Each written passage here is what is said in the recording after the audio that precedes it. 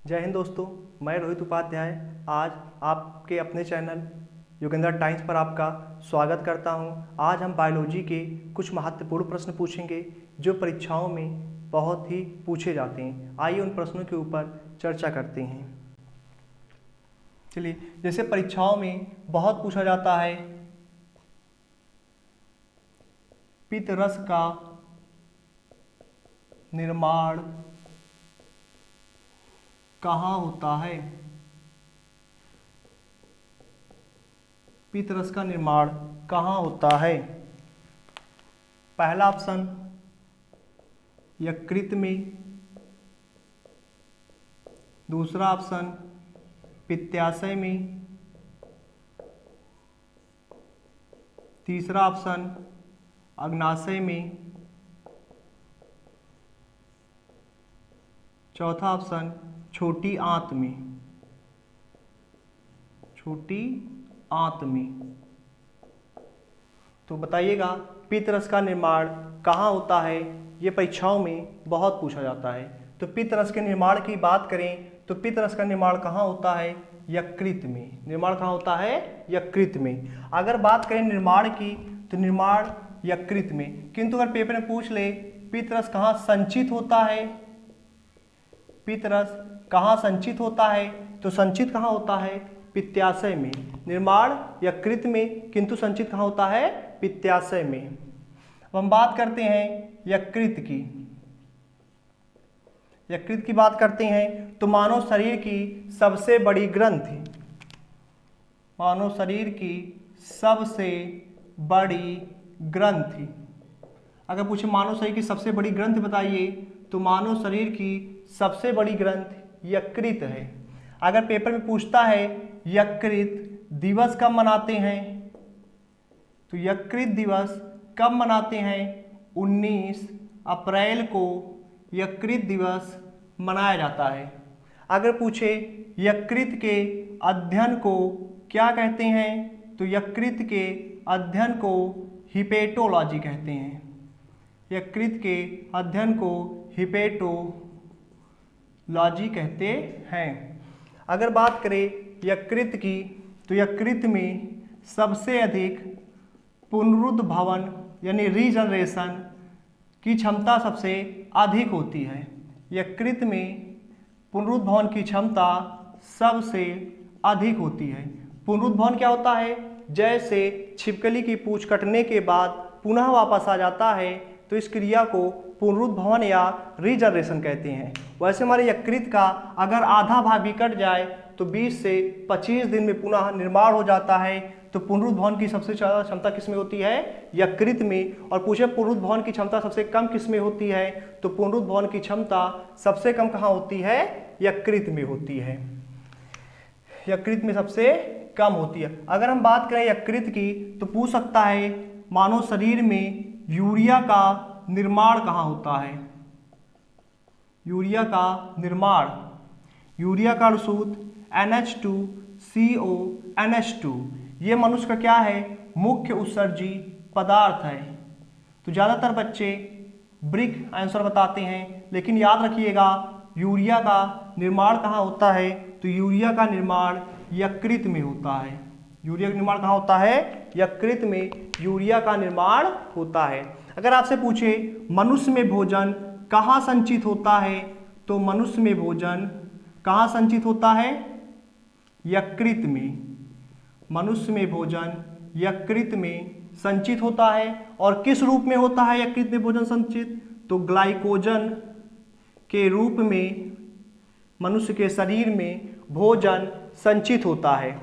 अगर हम बात करें यकृत की तो यकृत क्या करता है?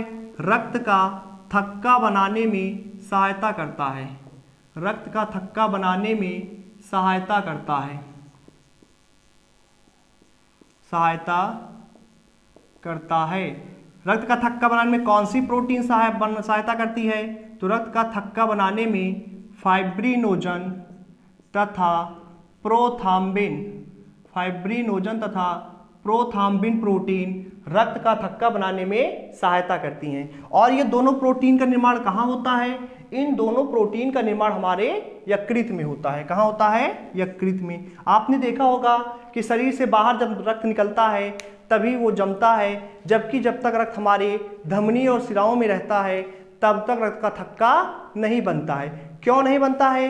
क्योंकि हमारे यकृत में एक प्रोटीन का निर्माण करता है हिपेरिन।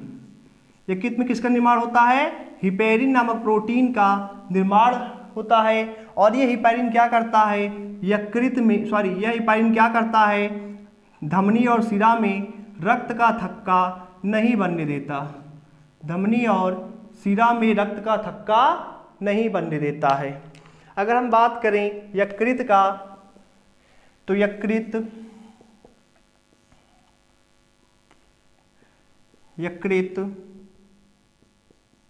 जीवाणु और विषाणु का भक्षण भी करता है। यकृत जीवाणु और विषाणु का भक्षण करता है। यकृत में कुफेर कोशिकाएं होती हैं। ये कुफेर कोशिकाएं क्या करती हैं? जीवाणुओं और विषाणुओं का भक्षण करती हैं। कौन सी कोशिकाएं? यकृत की कुफेर कोशिकाएं। तो ध्यान दीजिएगा, अगर आपसे पूछे पित्तरस का निर्माण कहाँ होता है तो यकृत में। पूछे पित्तरस कहाँ संचित होता है? पित्ताशय में। शरीर की सबसे बड़ी ग्रंथ यकृत है। यकृत दिवस कब मनाते हैं? 19 अप्रैल को। यकृत के अध्ययन को हिपैटोलॉजी कहते हैं। शरीर में सबसे अधिक पुनरुद्भवन की क्षमता यकृत में होती है। सबसे कम पुनरुद्भवन की क्षमता मस्तिष्क में होती है। यूरिया का निर्माण कहाँ होता है? यकृत में। भोजन कहाँ संचित होता है? यकृत में। किस रूप में संचित होता है? ग्लाइकोजन के रूप में। रक्त का थक्का बनाने में कौन सा प्रोटीन सहायता करता है? फाइब्रिनोजन और प्रोथ्राम्बिन। ये दोनों प्रोटीन कहाँ बनते हैं? तो यकृत में। धमनी और शिराओं में रक्त का थक्का क्यों नहीं बनता है? क्योंकि यकृत हिपेरिन प्रोटीन का निर्माण करता है। यकृत में कुफेर कोशिकाएं पाई जाती हैं जो जीवाणु और विषाणुओं का भक्षण करती हैं। तो आपसे पूछ सकता है कुफेर कोशिकाएं कहाँ पाई जाती हैं? कुफेर कोशिकाएं यकृत में पाई जाती हैं। चलिए अब हम अगले प्रश्न पर चर्चा करते हैं। ये बहुत ही महत्वपूर्ण प्रश्न था। यहाँ से आप लोग कई सारे प्रश्नों का आंसर दे सकते हैं जो कि परीक्षाओं में पूछे जाते हैं। चलिए अगले प्रश्न की हम बात करते हैं। वहाँ से भी प्रश्न पूछे जाते हैं। आपसे पूछेगा इंसुलिन का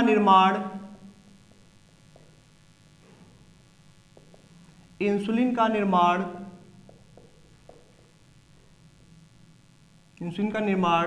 कहाँ होता है?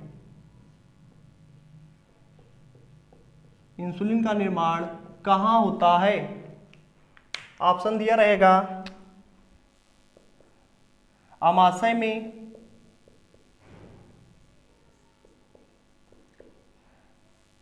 दूसरा ऑप्शन यकृत में, तीसरा ऑप्शन छोटी आंत में, चौथा ऑप्शन अग्नाशय में।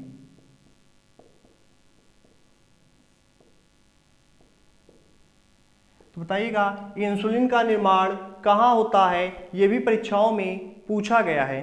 तो इंसुलिन के निर्माण की बात करें तो इंसुलिन का निर्माण कहाँ होता है? अग्नाशय में इंसुलिन का निर्माण होता है। आइए आगे हम चर्चा करते हैं इंसुलिन के बारे में। बात करते हैं अग्नाशय की।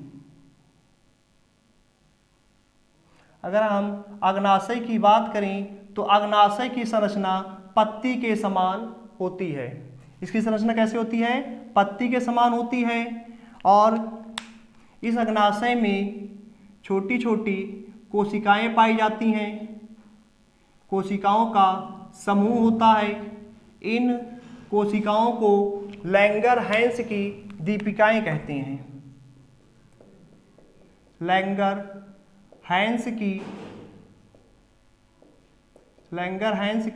दीपिकाएं कहते हैं। तो आपसे क्वेश्चन पूछ सकता है अग्नाशय की संरचना कैसे होती है? अग्नाशय की संरचना पत्तियों के समान होती है। फिर पूछ सकता है लैंगर-हैंस की दीपिकाएं कहाँ पाई जाती हैं? लैंगर-हैंस की दीपिकाएं अग्नाशय में पाई जाती हैं। इसमें कितनी प्रकार की कोशिकाएं होती हैं? तो इसमें लैंगर-हैंस की दीपिकाओं में 3 प्रकार की कोशिका होती है। अल्फा कोशिका, बीटा कोशिका तथा गामा कोशिका, अल्फा, बीटा तथा गामा कोशिका इसमें पाई जाती है। तो पूछता है इंसुलिन हार्मोन अग्नाशय की किस कोशिकाओं से स्रावित होता है? तो इंसुलिन हार्मोन अग्नाशय की बीटा कोशिका से स्रावित होता है और इसमें सबसे अधिक मात्रा में अग्नाशय में बीटा कोशिकाएं पाई जाती हैं। और इस बीटा कोशिका से कौन सा हार्मोन स्रावित होता है? तो बीटा कोशिका से इंसुलिन हार्मोन स्रावित होता है। अगर हम हार्मोन की बात करें तो हार्मोन की खोज स्टारलिंग ने किया था। कब किए थे? 1905 ईस्वी में हार्मोन की खोज किए थे। यह भी क्वेश्चन पूछा जाता है इंसुलिन की कमी से कौन सा रोग होता है? इंसुलिन की कमी से कौन सा रोग होता है? कौन सा रोग होता है? तो इंसुलिन की कमी से बात करें तो इंसुलिन की कमी से मधुमेह रोग होता है। मधुमेह रोग में क्या होता है? रक्त में शर्करा की मात्रा बढ़ जाती है। तो मधुमेह रोग हो जाता है किसकी कमी से? इंसुलिन की कमी से। अगर आपसे पूछे मधुमेह दिवस कब मनाया जाता है? तो मधुमेह दिवस की बात करें तो मधुमेह दिवस कब मनाया जाता है? मधुमेह दिवस 14 नवंबर को मधुमेह दिवस मनाया जाता है। अगर इंसुलिन की खोज की बात करें कि इंसुलिन की खोज किसने किया था? तो इंसुलिन की खोज किसने किया था? तो इंसुलिन की खोज 1921 ईस्वी में कनाडा के वैज्ञानिक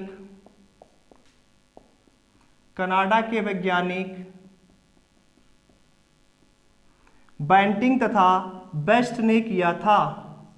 बैंटिंग तथा बेस्ट ने किया था। कैसे याद रखेंगे? बढ़िया बैटिंग करना है और बेस्ट बॉलिंग करना है। तो कनाडा के वैज्ञानिक बैंटिंग तथा बेस्ट ने किया था। इसकी खोज के लिए इनको नोबेल पुरस्कार भी दिया गया था। इनको नोबेल पुरस्कार कब दिया गया था? 1923 ईस्वी में इनको नोबेल पुरस्कार दिया गया था। अगर हम बात करें इंसुलिन की संरचना की, इंसुलिन की संरचना की, इंसुलिन की संरचना की, तो इंसुलिन की संरचना की बात करें तो इंसुलिन की संरचना फ्रेडरिक सेंगर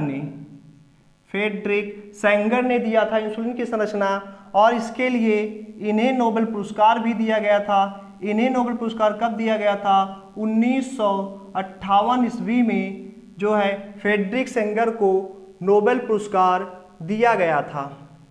अग्नाशय की बात करें तो अग्नाशय मिश्रित ग्रंथि है। अग्नाशय मिश्रित ग्रंथि है।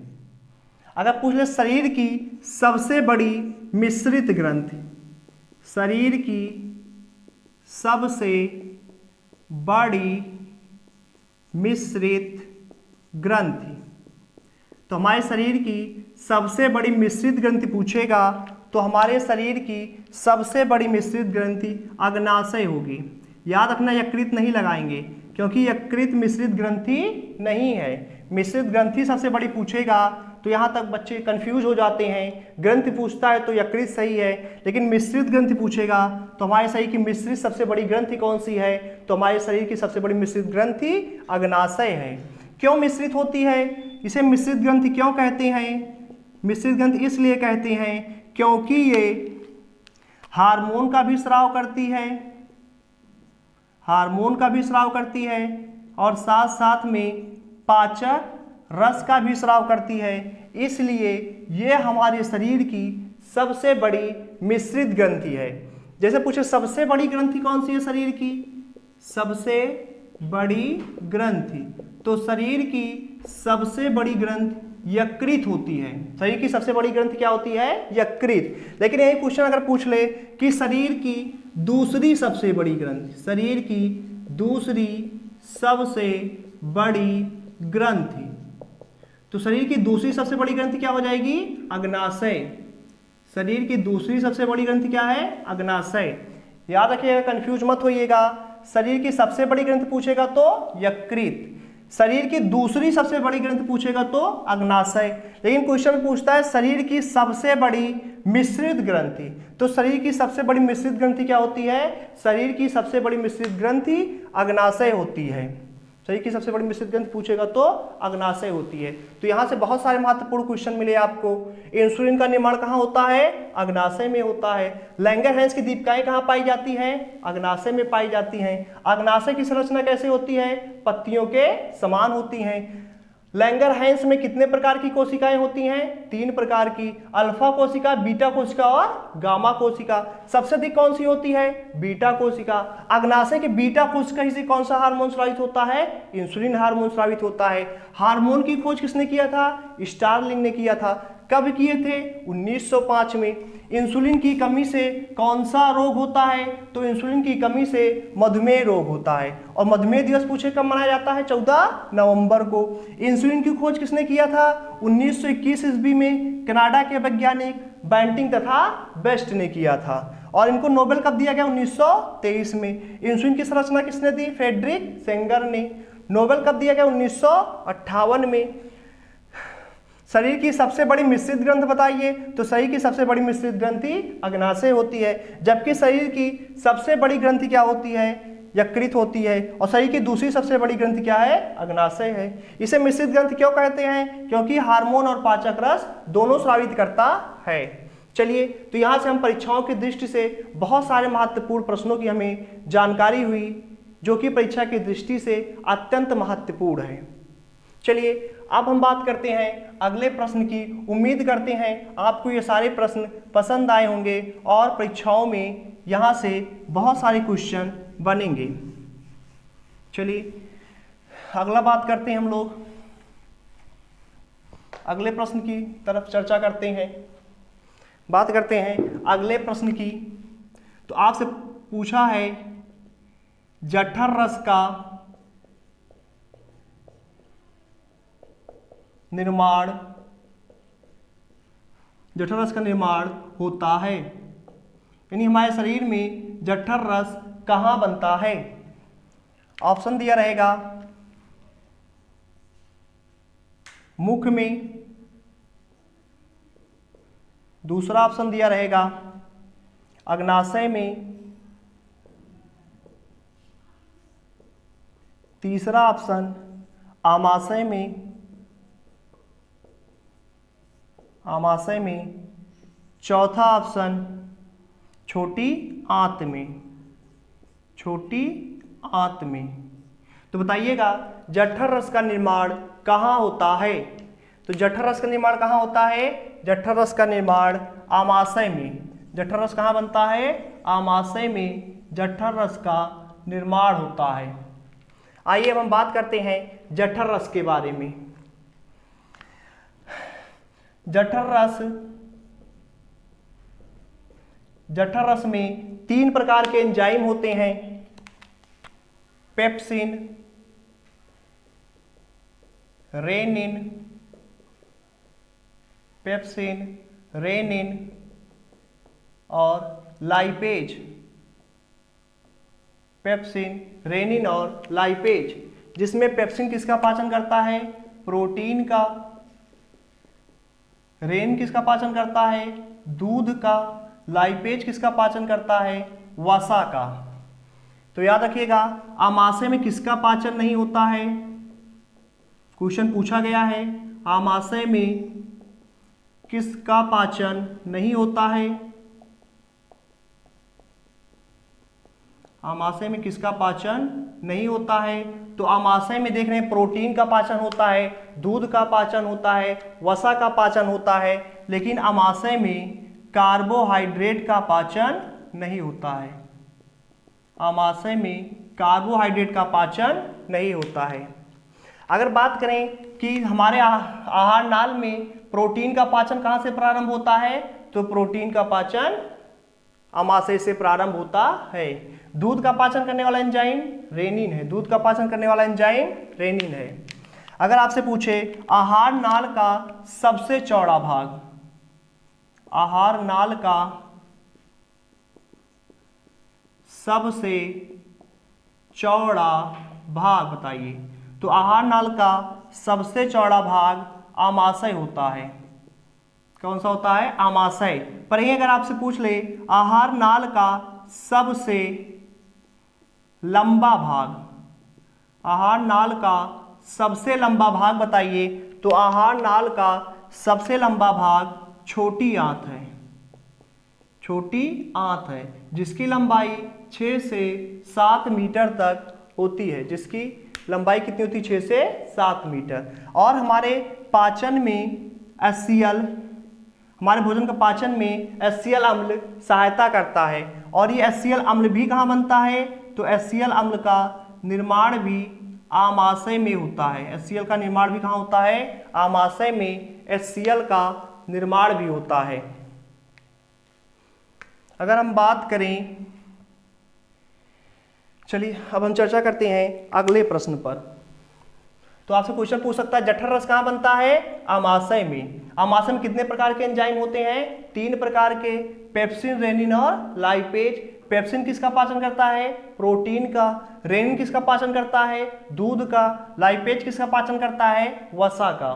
तो आमाशय में देख रहे हैं प्रोटीन, दूध और वसा का पाचन होता है, लेकिन आमाशय में कार्बोहाइड्रेट का पाचन नहीं होता है। अगर आपसे पूछे आहार नाल का सबसे चौड़ा भाग, आमाशय होता है। आहार नाल का सबसे लंबा भाग छोटी आंत है, लंबाई 6 से 7 मीटर होती है। HCl अम्ल कहाँ बनता है? आमाशय में HCl अम्ल बनता है। चलिए अब हम बात करते हैं अगले प्रश्न पर।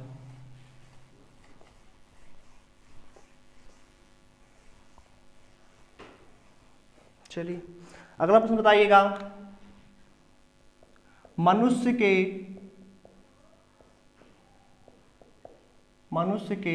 मुख में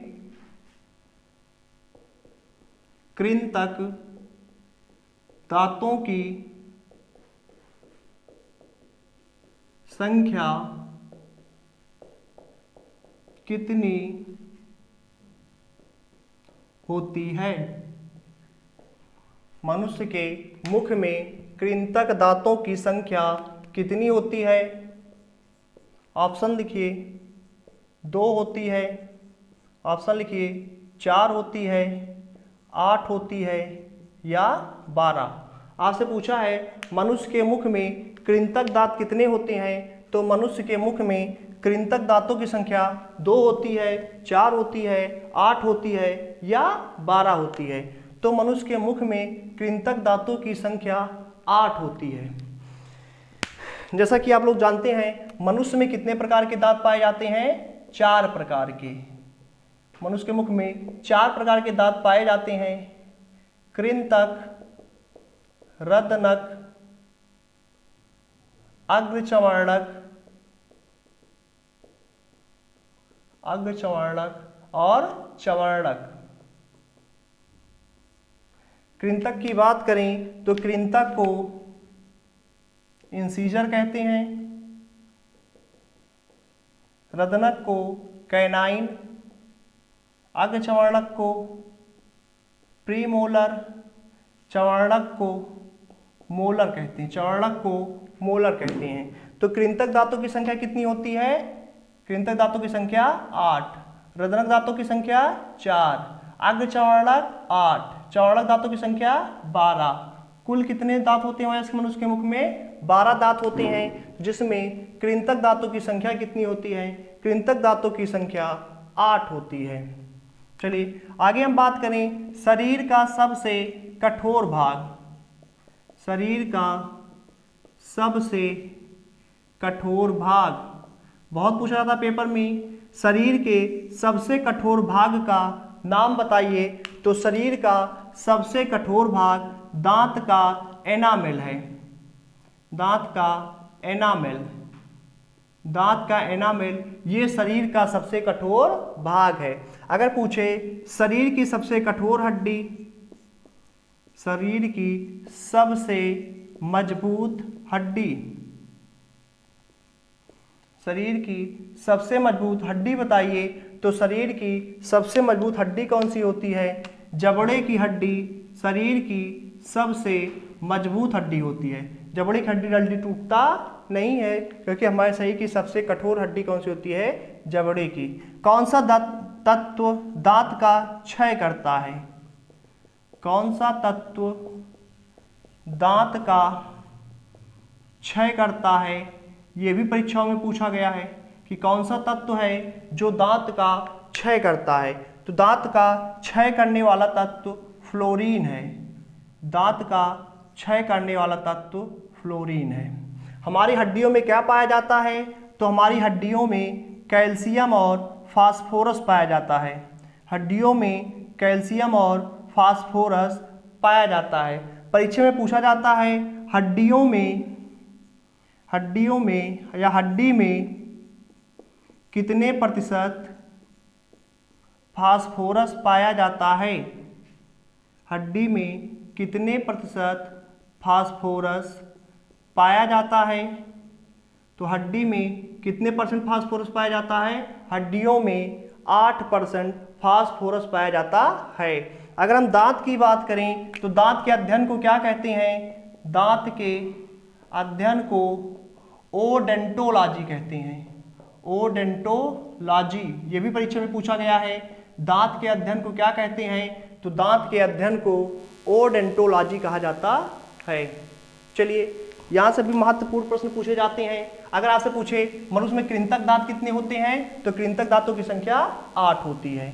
कृंतक दांत 8। रत्नक कितने होते हैं? 4। अग्रचर्वणक 8, चर्वणक 12, कुल कितने होते हैं? 32। शरीर का अगर पूछे सबसे कठोर भाग कौन सा होता है? तो दांत का एनामेल। शरीर की सबसे मजबूत या कठोर हड्डी पूछे तो जबड़े की हड्डी।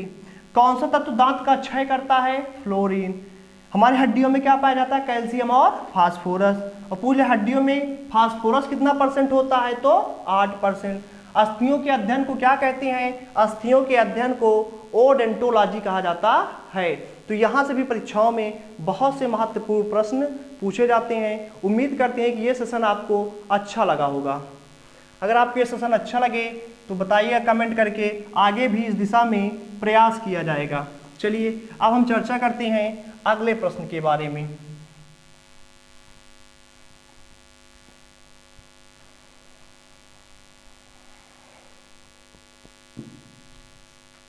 चलिए, अगला प्रश्न बताइएगा। अगला प्रश्न, मनुष्य के मुख में कितनी जोड़ी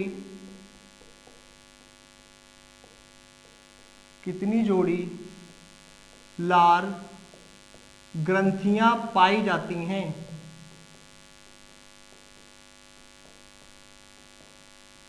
कितनी जोड़ी लार ग्रंथियां पाई जाती हैं? यह भी क्वेश्चन पूछा गया है। ऑप्शन दिया रहेगा 1 जोड़ी, दूसरा ऑप्शन 2 जोड़ी, तीसरा ऑप्शन 3 जोड़ी, चौथा ऑप्शन 4 जोड़ी।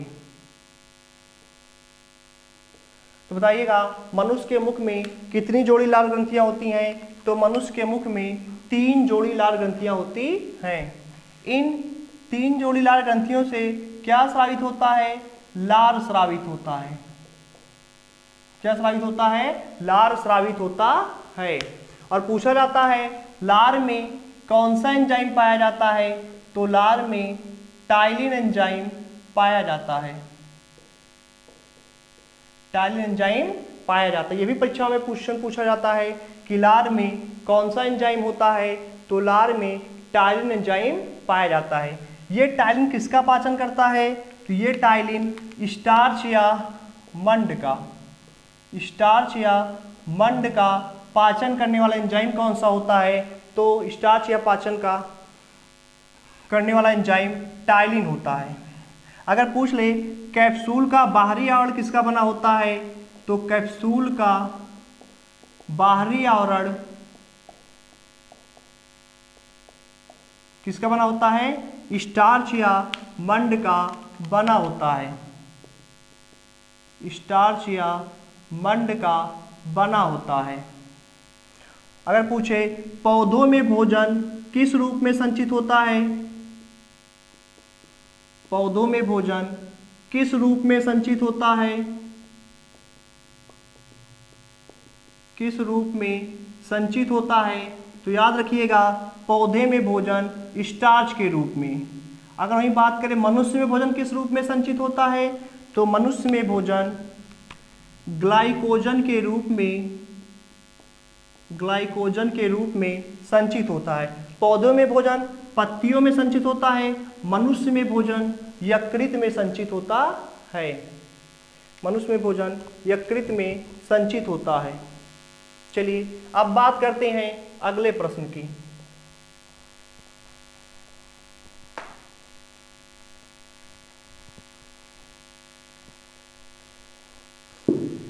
अगर आपसे पूछे रक्त की खोज किसने की,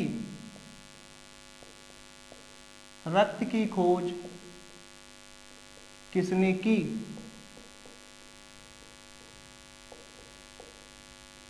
रक्त की खोज किसने की। चलिए ऑप्शन देखिए, पहला ऑप्शन कार्ल लैंड स्टीनर ने,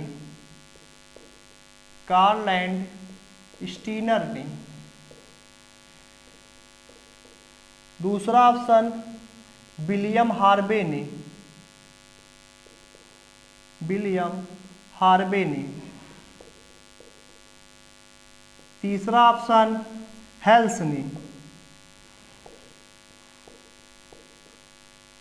चौथा ऑप्शन विलियम फंक ने,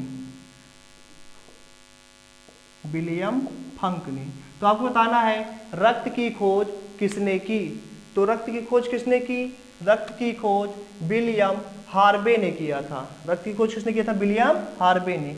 रक्त की खोज किस सन में हुई थी, 1628 ईस्वी में रक्त की खोज हुई थी।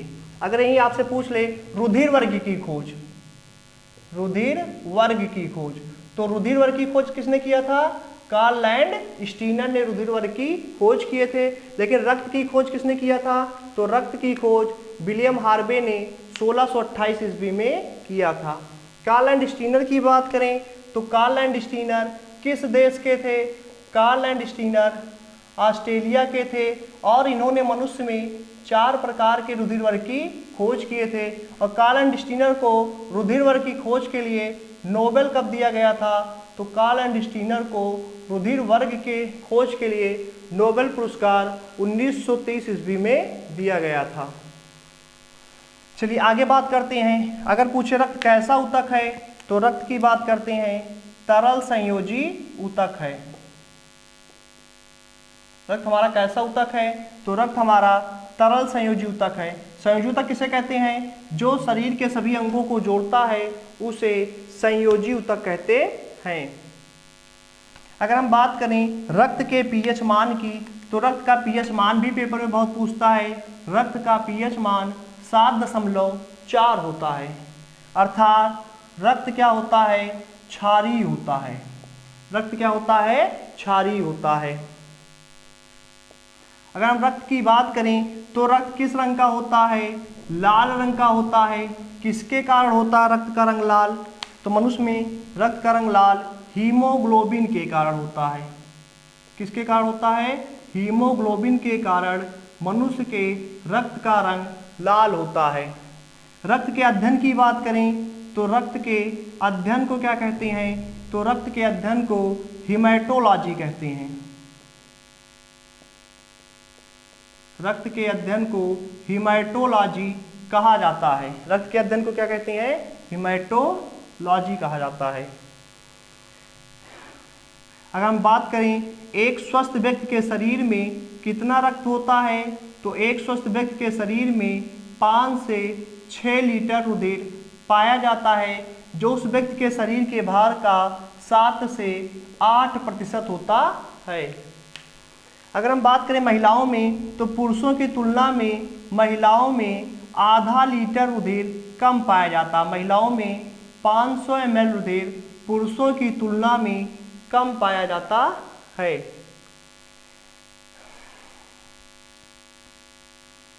कम पाया जाता है। अगर हम बात करें रक्त की, तो ओ ब्लड ग्रुप को